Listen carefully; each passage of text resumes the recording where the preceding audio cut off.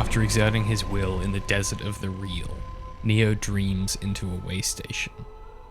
Simulacra of St. James that varies programs in and out of the Matrix, the railroad remembered through fogged over glass. Neo walks out of one end and finds himself right where he started.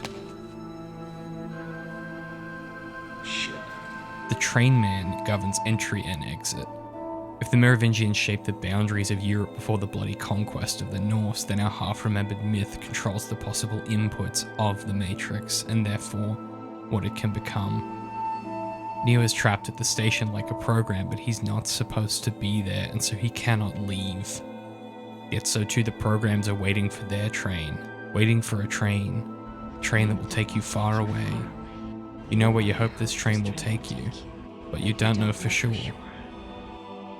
While Neo is rescued, the film does not leave this liminal space, the moment between action and the inevitable consequence.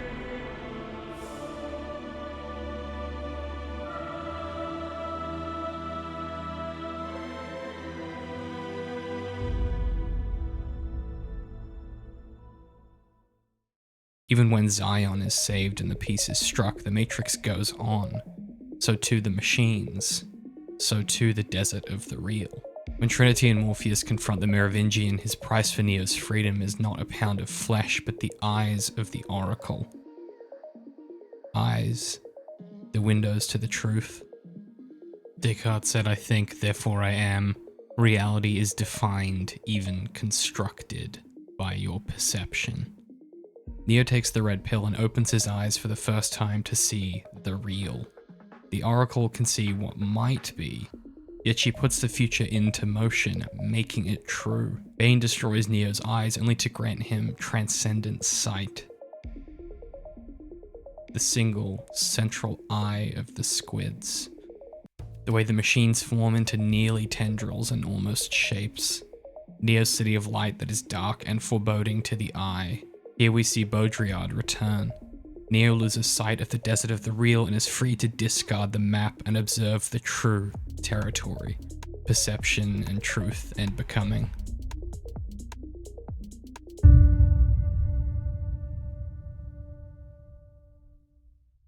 When the machines send Neo back in, Smith is every single person in the Matrix, dominating not just perception, but subjectivity. The obliteration of the proletariat under a single iron-willed bourgeoisie program. Yet like every other doomed regime, all it takes is for the last pieces of the Oracle and Neo to come together to form a union, one that undoes Smith in an instant. Everything that has a beginning has an end, after all. Truth and becoming.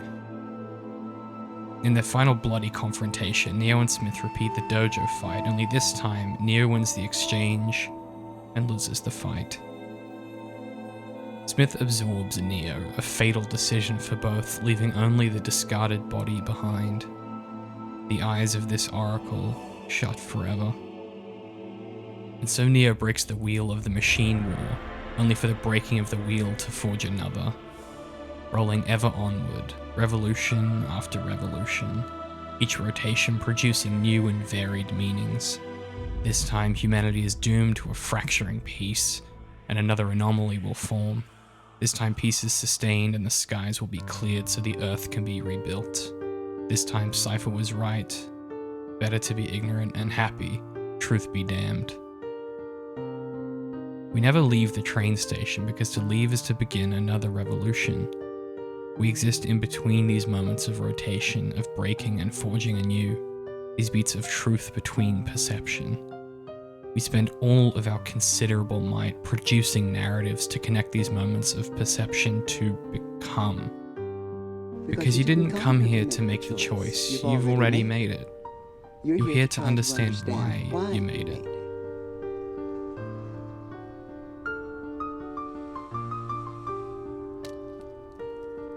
I thought you'd have figured that out by now. In the end, Neo chooses to let Smith absorb him, by choosing not to resist and instead choosing to become. And these are the last words Neo utters in this Matrix, the syllables etched into the skin of this flawed universe. You were right, Smith. You always always right. It was inevitable. The choice to rob a god of his domain. To snatch the flame not with an iron fist, but a careful hand.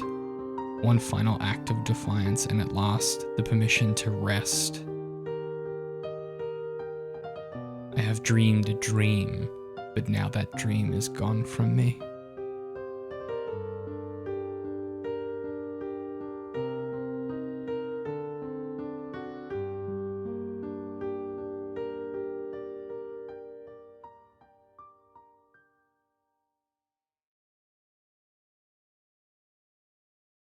Sources and additional notes can be found at zeroindent.com.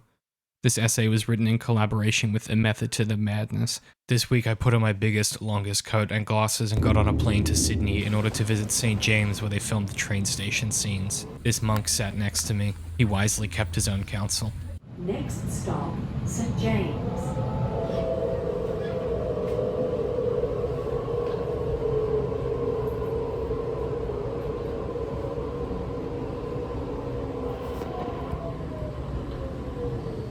What struck me the most about St. James is how perfectly unchanged the place felt.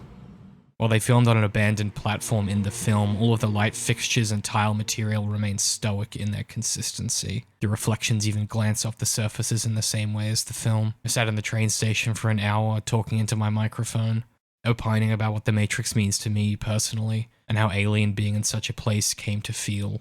The sensation of breaking of the wheel to forge anew, and yet here stands the same tiles and brick captured on those cameras so long ago, entirely unchanged.